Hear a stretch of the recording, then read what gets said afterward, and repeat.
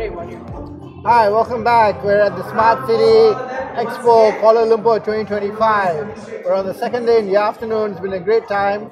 We had the Prime Minister here in the morning, and now today we have Professor Sheng from the Shanghai Smart City Development Institute. Thank you so much for joining us today. Thank you for having me here. How are you enjoying yourself in the conference? Yeah, it's really a fantastic city. It's your first time in Kuala Lumpur, I understand. Yeah, first time to Malaysia and Kuala Lumpur. Oh, what's your impression? What do you think of Kuala Lumpur? Yeah, it's a beautiful city, and I think sometimes it is very similar to Shanghai, you know. Many skyscrapers. Yeah. Yeah, Shanghai has changed, so much over the years, right? Yeah. I keep seeing photographs of Shanghai 20 years ago and Shanghai today. Yeah, so it's a very diverse city in Kuala Lumpur, very high buildings and also very traditional area. That's really fantastic. I think that we've seen so much of change, and we also expect so much of change going forward in terms of new transformation, in terms of AI and other technologies. Can you give us some examples or an example of how you think your citizens have benefited from new technologies coming into Shanghai? Yeah, the AI is very important for Shanghai, and I think it's also very important for almost all cities. And in this time, and I see a lot of new technology and new case uses in AI applications. And I think Shanghai may be one of the toppest cities that use AI technologies. And in Shanghai, we can see a lot of different scenarios about the AI and maybe city governance in the environment, transportation, education, a lot of them. But I think the most important and impressive AI applications, I can give you two examples. And the first is about the government service. So, more and more people are getting older and older in Shanghai, and I think more than 40% of people is beyond 60 years. So, it's really a big percentage. So, in Shanghai, many older people, they are sometimes face difficulty to use the digital devices and digital service, and now Shanghai is using more AI technology and more data from the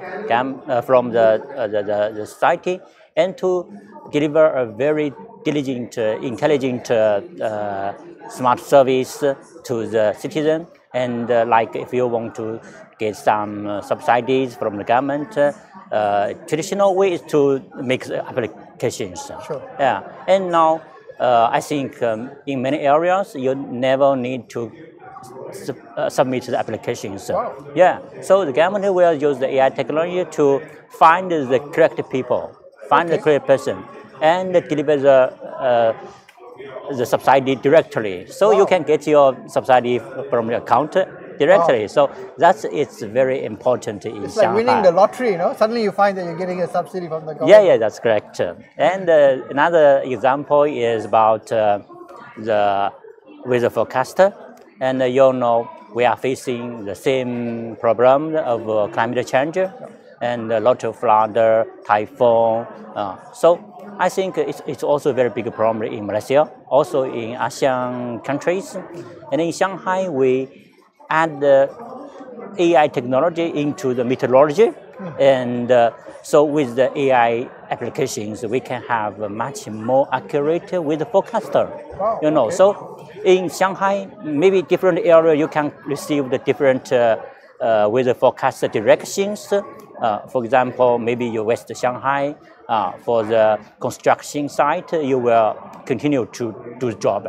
But at the east of Shanghai, maybe you need you can get the different directions because the weather forecast is very accurate. Wow, so it's not just looking at Shanghai as a whole, but even like different districts and different areas of Shanghai. Yes. Wow. So the AI application is really important and useful in Shanghai. Yeah, I think that's really interesting. I think when it comes to implementation, I think that the vision to do something is always very, you have a vision, but the implementation can be very much more complex. Yes, right? you said it. And Shanghai has changed so much. How do you actually, in a complex city, how do you achieve that vision? given the complexity on the ground? Yeah, I think maybe almost all cities have the same vision.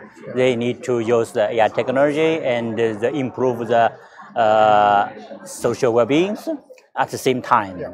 But actually, in practice, we face a lot of problems. Shanghai is also in these situations. So, from Shanghai's practice, I think we are facing three very key problems or the challenges. The first is the scenario. So, the AI technology is produced by some IT companies. Sure. And many IT companies, they will, to improve the sales, Yeah. they will develop a lot of AI application, AI scenarios, but some scenarios is not really in use, is not really useful. Sure. So I think the most important for the government, they need to find what is the most useful and what is really good for the people, good for cities. So I think it's very important, and also it's the most difficult question for the government, and is the biggest challenge. And second, I think it's about data. So if you want to find a much better AI application, you need to train a new AI model.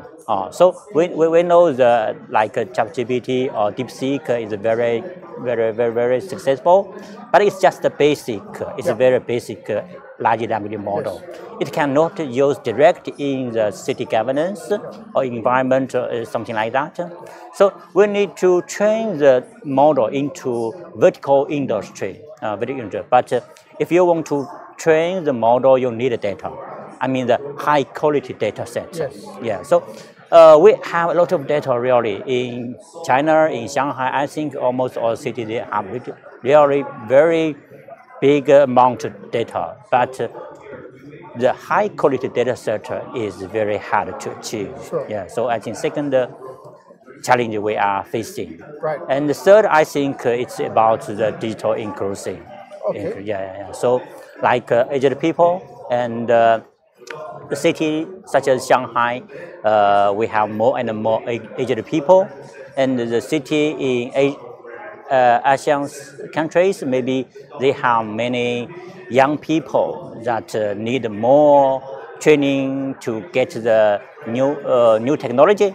So the question about the digital inclusion is also a very important challenge we are facing. Right. So what I understand and I hear is that one is to get priorities right.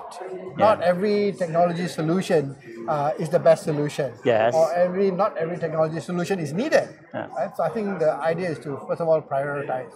And the second thing you mentioned was data, in the sense that how do you have actually the data, and as a city, how do you make sure the data is perhaps not in silos? In many situations, the data may be available, but in a silo. Right? So the data availability to make decisions, and the third thing is inclusivity. Yeah. How do you make sure that what we deploy actually includes maybe the less fortunate or the others in society? Is that correct? Yeah, that's correct. Oh, it's very tough to achieve all three, right? I know in our countries they also follow often a political cycle that they want things to get done very fast. Yeah. But sometimes to get it right may not be to get it done fast, right? Yes, it's a balance, I think. Yeah. So if you get too faster, maybe you find somebody is left behind. Yes. So I think to the government, it's very essential to realize, to recognize the importance of the AI technology, the importance of the smart cities. So they need to find more approaches to achieve and build the smart cities. But at the same time, they need to think about and consider the requirement of some specific person, like the older people, the young people, women, and even the disabled people. So I will tell you interesting things. So in China, a lot of foreign, they will went to China for tour. But in China, sometimes they will have difficulty to use the digital devices. So Actually, in regular times, they are not the people that lack of the digital skill, digital capability. But sometimes, if you went to another countries, you will find, oh, it's difficult. So it's interesting. So when you find the balance between the smart city project and how to improve the whole city well-beings, you need to find some projector and you need to find some balance point. Yeah, it's always need to find the balance point, very Yeah. tough, right? Do you think that when we're deploying AI, we need certain common policy frameworks or common data standards? Yeah. What would help in terms of being able to move things along in a more systematic direction? Yeah, it's important because during the last 2 decades, I'm not sure if Asian countries have this question, have this problem, but in China, during the 2 decades, the last 2 decades, we built a lot of IT systems in government. But the result is we found the data is locked in one separately. Yeah. They cannot combine together. So it's a very big problem we faced. We faced maybe 10 years ago. So during the last decade, during the last 5 years, Chinese government they are trying to make the data flow from one department to another department, to build a cloud, government cloud, to ensure this flow, ensure the data flow. So I think when you want to get the data flow, you need to find common standards about the data. You need to tell the machine, oh, this data is same as another data. So the data source is very important. And with AI technology, I think it's same. It's same. If you use the AI technology in this department, maybe the performance and the standard should be same as another department. Yeah. So I think you're saying that the data standards really help the data interoperability or the data sharing, right? We don't have to second guess, and the quality of data is actually quite consistent. Yeah, it's quite important. Definitely. Do you think that have you seen a change in terms of the relationship between citizens and government with the introduction of new technologies? Do our citizens more enabled to say, demand more or demand better services? How has that relationship changed over time? Actually, we are facing such problems because the people always want to get a much better service from the government, and sometimes they will some discussing about the service. Oh, why you delayed so many times? Yes. Yeah. And why you have so many procedure? And I think many city government they need to use smart solutions to improve the service level. But I don't think the faster is better. I don't think faster is better. Maybe you can get it faster. It's okay. But faster is not always means better. Sure. So I think when government delivers the public service, you need to think about the fairness, and also you need to think, or you are facing different people.